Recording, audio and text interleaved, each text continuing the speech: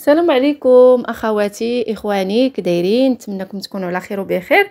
اليوم ان شاء الله غادي نحضروا واحد لا طارط اولا كيكه في المول العجيب، كتجي غزاله وكتجي لذيذه منعشه. نقدروا نحضروها في هكايا ان شاء الله في شهر رمضان للسحور، كتجي زوينه. بالنسبه للمقادير غادي نحتاجوا ليها غير 2 ديال البيضات وكاس ديال سكر سنيده. غادي نخلطوا هكايا كاس قياس ديال العنبه، المهم الكاس اللي عندكم غادي تعبروا فيه يعني السوائل كاملين، سواء السكر سواء الزيت، المهم القياس اللي عندكم غادي تعبروا به. يعني الكاس اللي عندكم هو اللي غتعبروا به الزيت وتعبروا به، ماشي ضروري زعما يكون قياس ديال العنبه، غير هو ما يكونش كبير. المهم كاس ديال اتاي صافي. كناخذوا واحد قبيصه الملحه، كنديروا هنايا هاد 2 بيضات مع كاس ديال سكر سنيده وكنطربوهم غير هكايا بواحد الطراب. يعني ما غاديش نديروا بغيتو ديروا نتوما الباطور ولا اللي عندكم. صافي كناخذ كاس لاروب ديال الزيت، يعني ما غاديش نعمروا الكاس بالزيت، غنديروا كاس لاروب فقط. غادي نحتاجوا قشور ديال الحامض، كاس ديال الحليب، وصاشيه ديال الفاني، 2 خمارات، وتقريبا 2 كيسان ونص ديال الدقيق الفورس، حيت في الاخير غادي نزيد واحد نص كاس تقريبا ديال الدقيق، حيت 2 كيسان هكايا الخليط جاني خفيف. 2 كيسان كيف كتعرفوا على حسب، المهم الكيكه ديالكم على حسب الخليط. صافي هنا اخواتي كيف شفتوا غادي نطرب هكايا الكل، هذاك الزيت اللي درت والفاني، ومن بعد غنضيف هذاك الحليب. المهم هاد الكيكه هذه ساهله ديال المول العجيب، المول ديال بيم راه سبق لي وديجا حطيت معاكم واحد الكيكه بالشوكولات كتجي حتى هي زوينه بالكريمه ديال الشوكولا.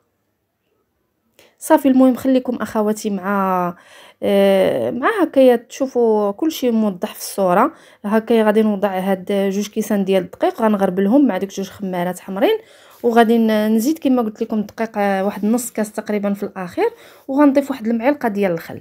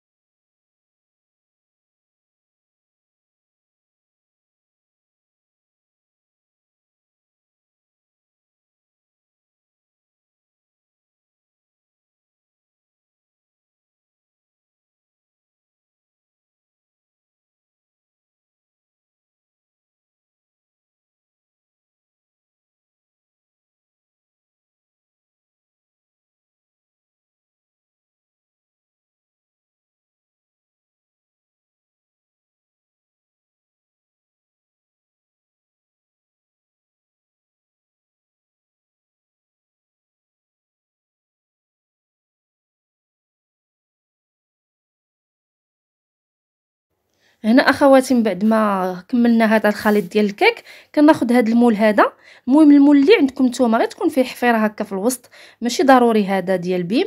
يعني راه كاين المول العجيب هذوك الاخرين ديال الالومنيوم، كما قلت لكم ماشي ضروري يكون هذا. صافي هنايا كنوضع الخليط وكنديرو في الفران يكون بارد. انا كندير الكيك ديالي دائما على الفرن يكون بارد صافي، وكنشعلو.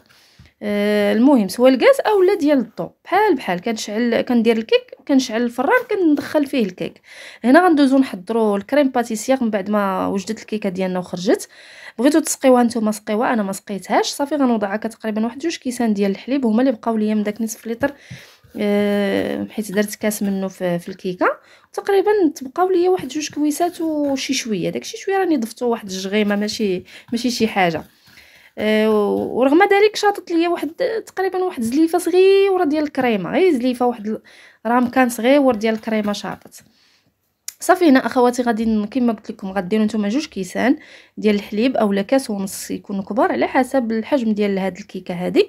صافي ودرت هنا واحد العلبه ديال الفلو ديال الفاني، وغندير سكر سنيده على حساب الذوق، بغيتو تكثروا الحلاوه بغيتو تقللوا الحلاوه، المهم كما قلت لكم على حساب الذوق. انا تقريبا درت شي 4 ديال المعالقات. وهنا غناخذوا واحد الكريم باتيسير، الكريمه ديال الباتيسير غنديروا تقريبا واحد 3 المعالق ديال الكريمه. في 2 كيسان ديال الحليب كنديروا 3 المعالق ديال الكريمه، ما يكونوش عامرين بزاف. صافي هنايا غناخذوا اخواتي هذا الخليط، غادي نحركوا الجميع هكا، نحرك الكل بواحد الفوي، وغنضيف ليه واحد تقريبا واحد ربيع كاس ديال الحامض، وغنوضع الكل فوق البوطه حتى يختار ليا هذا الخليط، وغادي نوضعو فوق هذا الكيك ديالي.